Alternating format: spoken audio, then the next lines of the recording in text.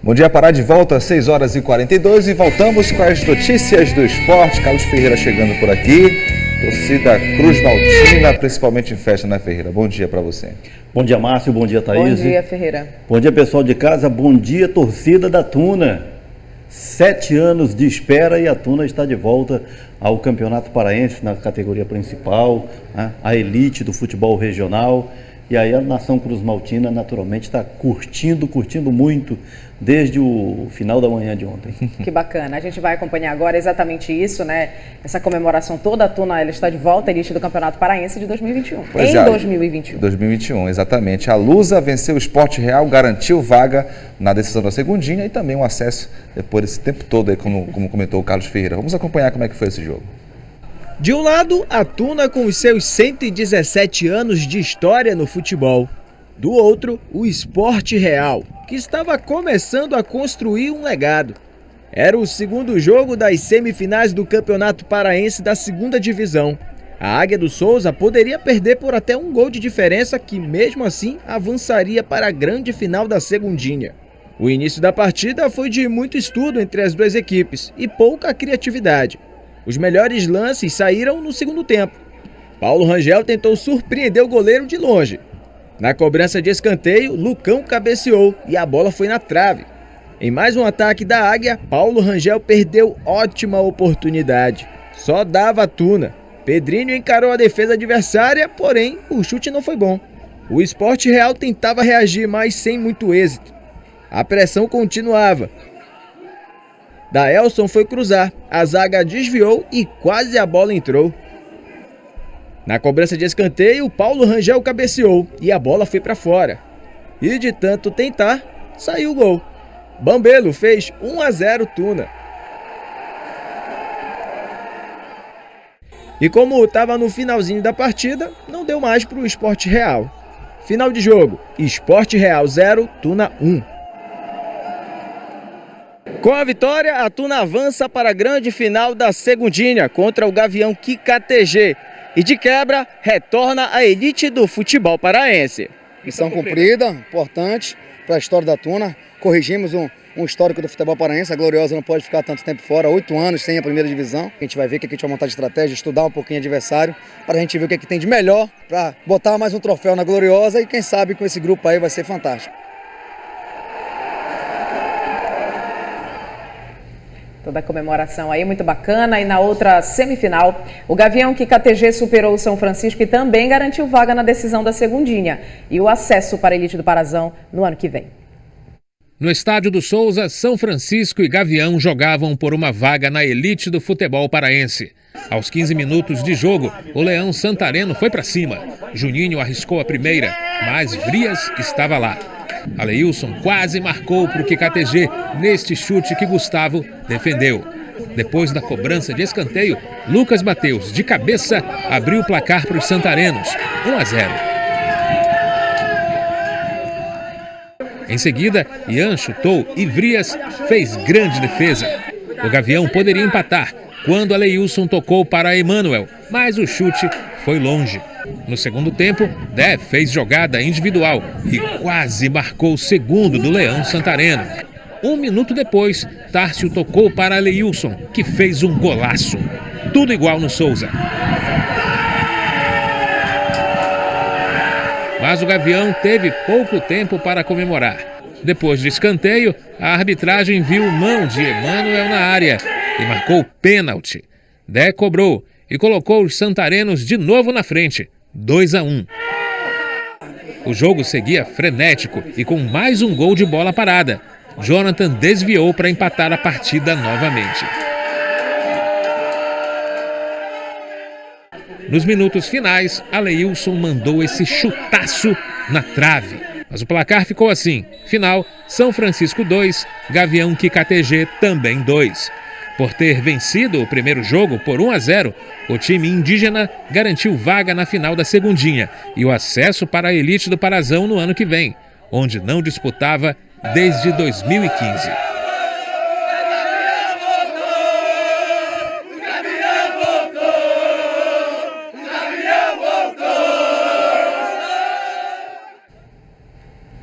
Tuna Luz e Gavião que KTG fazem a final da segundinha no domingo, às 9h30 da manhã, no estádio do Souza, aqui em Belém. Ferreira, vai ser o encontro da Águia com o Gavião, né? Os dois voltaram voando, né? Voltaram voando, mas foi uma volta demorada.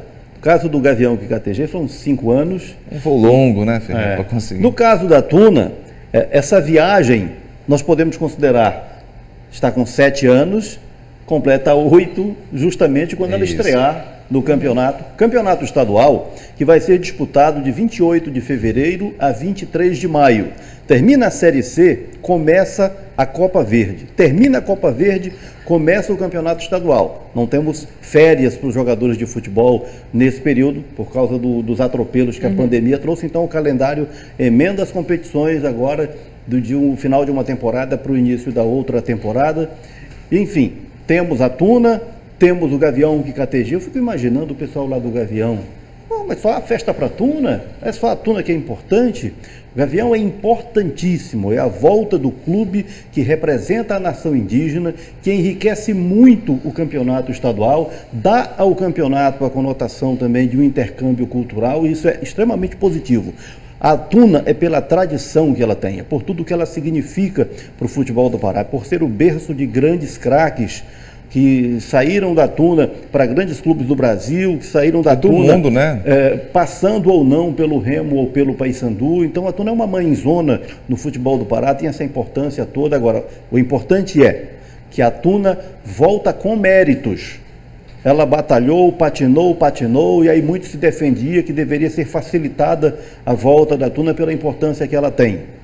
Negativo, a Tuna teria que voltar com méritos, e ela provou isso em campo e da forma mais legítima possível. Isso. Venceu as 2 partidas, venceu de virada na fase anterior, quando perdeu o primeiro jogo para o Fonte Nova de 1-0 e virou no jogo seguinte, e desta vez ganhou as 2 partidas. Então volta com a autoridade, e é muito bacana ter sim a Tuna de volta, como é muito bacana, enriquecedor ter o Gavião. Ferreira, são duas equipes muito simpáticas, né, digamos assim, que tem a simpatia do torcedor paraense. Então uma bela final aí entre Tuna e Gavião que KTG, Ferreira. E é importante também a gente destacar o Sport Real, né, que no seu primeiro ano brigou por um acesso, ali bateu na trave, digamos assim, né, brigou por um acesso no primeiro ano, né, com o futebol profissional. Enfim, as duas equipes vão fazer agora, o Gavião e a Tuna, uma bela final, com certeza, né? Os dois passaram por times muito significativos. O Gavião chegou depois de eliminar o São Raimundo e o São Francisco de Santarém. A Tuna chegou eliminando 2 caçulas, Márcio.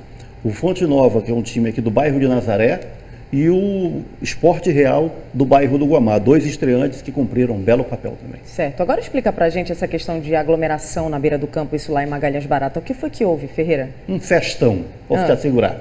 Isso foi no sábado. Decisão do campeonato Sub-40, lá em Magalhães Barata. Vou mostrar para vocês aqui. Ferreira poderia jogar esse campeonato Sub-40, né? Já não dá mais para mim, mas já passei. Olha aí, olha em torno do campo. Quem esteve lá me assegurou que havia em torno de 5.000 pessoas assistindo o jogo. Gente do céu. Gol do Balão, gol de pênalti marcado aí pelo Balão, foi o gol da conquista do Cuinarana, que foi campeão, ganhando de 1-0 do Central. Desculpa te interromper, mas esse pênalti aí em futebol do interior, essa que é a pressão, né? Porque o jogador de futebol profissional, ele tem aquela pressão da arquibancada, mas essa pressão aí, não tem como fugir, é a pressão total. Aí saiu, no momento em que o árbitro marcou, e o árbitro era Delson Fernando de Freitas. Olha só. No momento em que o Delson marcou o pênalti, a torcida invadiu o campo. No momento do gol do Balão, a torcida invadiu o campo. Depois, olha aí na entrega do troféu. E aí, olha, tamanho da aglomeração. Claro que aí que vem a outra questão que a gente tem que chamar a atenção, né, Ferreira? Os cuidados que são necessários nos eventos, em todos os eventos, especialmente nos eventos esportivos, porque aí a emoção das pessoas transforma comportamentos, né, Márcio? As preocupações, as precauções, todo mundo esquece nesse momento aí da emoção. Mas aí vamos também dar essa outra conotação aqui, chamar a atenção para esse outro aspecto, né? Uma competição atrair tanta gente, é muita paixão por futebol. E isso ficou muito claro aí em Magalhães Barata, nessa grande final do último sábado, O Balão foi o grande herói dessa conquista do Guinarana. Gramado, né? Mas a gente sempre tem que reforçar, né, Ferreira? Esse cuidado com a pandemia, ele continua. A gente está nesse momento ainda muito delicado. E aí, Ferreira, a gente está na expectativa da vacina, então ano que vem, né, nos outros anos, vai poder fazer isso tranquilamente, né? Então sempre ter esse cuidado, a gente sempre tem que lembrar isso, né? Não esquecer o cuidado com relação à pandemia. Se nós considerarmos que o plano de vacinação foi lançado com um cronograma para dizer 6 meses, e uma previsão para começar em fevereiro, então essa nossa libertação plena vai ser demorar um pouquinho, segundo semestre de 2022. Até lá todo cuidado, né? E nós mostramos essas imagens aqui de Magalhães Barata, primeiro pela dimensão da festa que ocorreu lá nessa conquista do Guinarana sobre o Central. Segundo, porque nós estamos às vésperas de um repá, e nós sabemos quando o Remo e Paysandu se enfrentam, quando é jogo importante, como vai ser o do próximo domingo, ocorrem aglomerações pela cidade.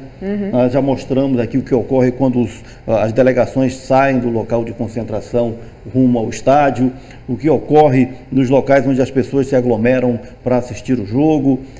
Enfim, essa transformação pela emoção, essa transformação de comportamento em que os cuidados são colocados para escanteio.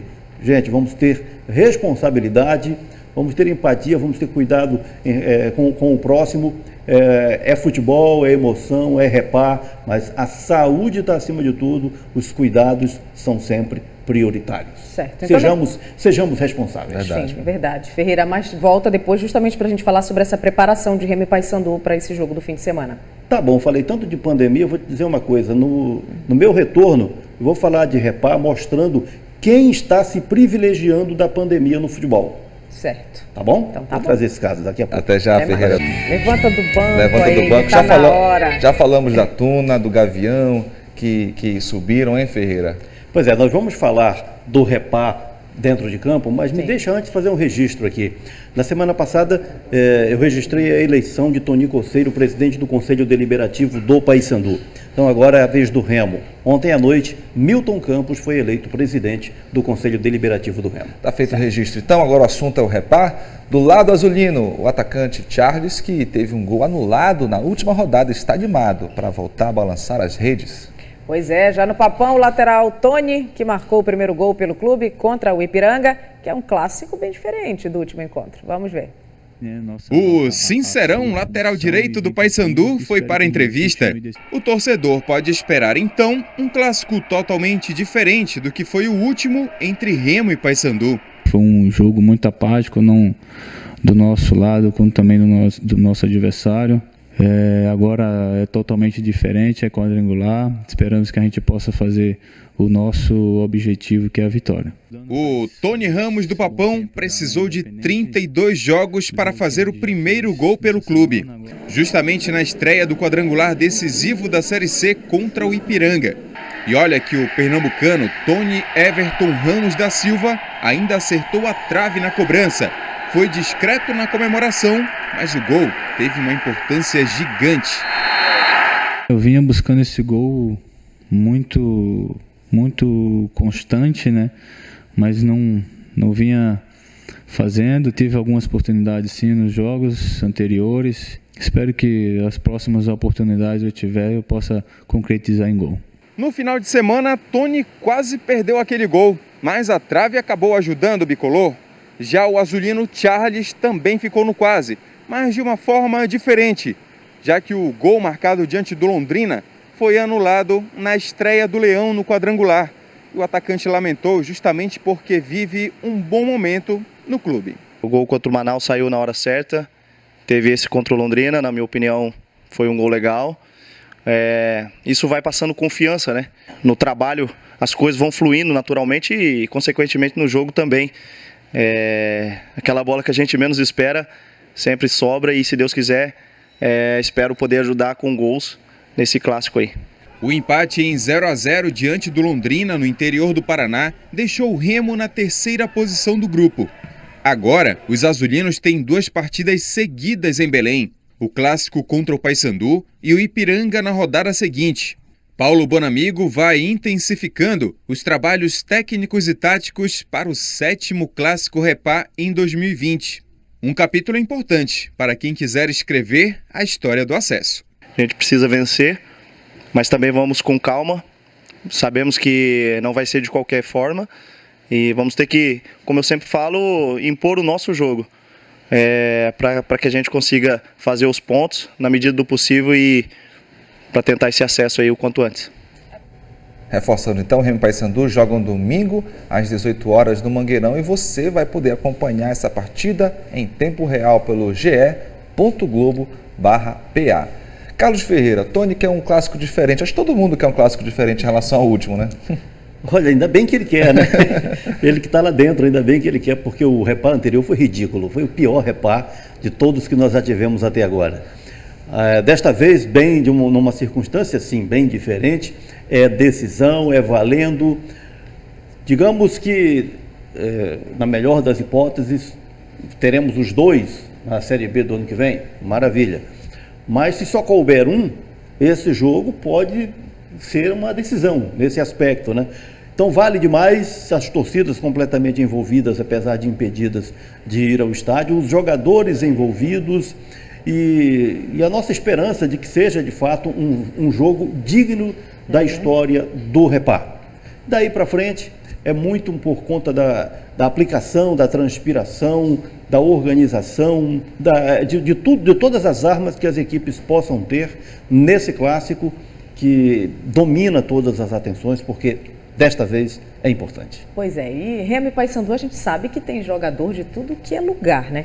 Qual é o sotaque que vai prevalecer nessa partida aí? São vários, viu, Thaís? Como você disse, os nossos times são basicamente importados, né? Foi-se o tempo em que clássico Remo e Paysandu era um clássico de maioria paraense em campo. Vamos mostrar aqui as prováveis escalações de Remo e Paysandu e a origem dos jogadores. Aqui no caso do Paysandu, do Paulo Ricardo, que é carioca, Tony é pernambucano, Micael é gaúcho, Perema paraense, Bruno Colasso é gaúcho. Perema é o único paraense no time do Paysandu aqui. O Wellington Reis, paulista, Serginho carioca, Juninho paulista. Isso porque o Uchoa provavelmente fica mesmo fora do jogo. A gente está falando aqui de provável escalação. Aí o ataque, baiano William Barros, gaúcho Nicolas e aqui Vitor Feijão ou Marlon. Um é paulista, o outro é pernambucano. Podemos também transportar essa dúvida aqui para o lado direito, se for o William Barros ou um dos dois lá. Mas, de qualquer maneira, aqui prevalece o sotaque do Tchê. O Tchê, né? Um é verdade. Mais gaúcho, né? Com um comando paulista, do João Brigatti. Agora vamos ver o Remo, com a escalação que poderíamos considerar aqui a mais provável, gaúcho, comando, né? De um gaúcho. E aí você tem o goiano Vinícius, o mineiro Ricardo Luz, dois maranhenses na dupla de zaga, Mimica e Rafael Jansen, o paraense Marlon na esquerda, o meio-campo aqui, Charles ou Júlio Russo, dependendo da escolha, um carioca ou um gaúcho. G2 é gaúcho, Lucas carioca, então três cariocas aqui nesse time do Remo, Hélio paraense, Salatiel paulista, Charles paranaense. Não, Feira, são três gaúchos, né? Não, o Charles, aqui seriam ou o Júlio Russo, se o Júlio entrar, né? Então são dois cariocas. E o outro é o G2. Aí você pode ter o Charles, que é carioca, o Lucas, que é dois cariocas, exatamente. São dois cariocas e dois paraenses, tá? Pois é, mas os paulistas e gaúchos prevalecem, predominam aí. E um paulista e um gaúcho ali à beira do campo, no comando das equipes. Esse é um detalhe a mais nessa miscelânea aí desses times tão importados. Bom, estamos aí nesse tempo de pandemia, sem público nos estádios, né, Ferreira? Mas tem um fator positivo, digamos assim, os jogadores conseguem ouvir melhor as instruções do técnico, aquela comunicação técnico-jogador ficou melhor? Isso os técnicos estão comemorando. Vamos confirmar no testemunho do técnico do Remo, o Paulo Bonamigo. Bom dia. É evidente que você jogando sem torcida e principalmente em campos que não tem aqueles áudios de hino de torcida organizadas, e que você pode se comunicar muito com o teu atleta, com as organizações ofensiva e defensiva, isso tem um ganho muito grande. Hoje, praticamente, a gente joga junto com um time que eles conseguem te escutar. Com torcida era muito difícil, mesmo que às vezes tu atuasse na beira do campo, tentando passar informações, o eco que vinha da arquibancada fazia com que o jogador não escutasse o que está sendo cobrado. Bonamigo e João Brigatti são técnicos muito participativos ali à beira do campo. Eles participam das decisões dos atletas, da organização do time, dos times, então isso potencializa muito também o duelo Bonamigo e Brigatti nessa partida. É uma vantagem que os técnicos levam nesse sentido da comunicação com os atletas e poderem interferir mais na organização das equipes. Agora, por outro lado, eles também estão sendo mais ouvidos pela arbitragem. Por isso tem sido mais frequente a punição aos técnicos por excessos ali à beira do campo. Certo, então eu vou fazer uma interferência rapidinho aqui pra gente dar tchau pro pessoal de casa, pode ser? Tô indo. Tchau, tchau. Obrigada pela companhia. Até amanhã. Até amanhã. Tchau, tchau. Tchau, tchau.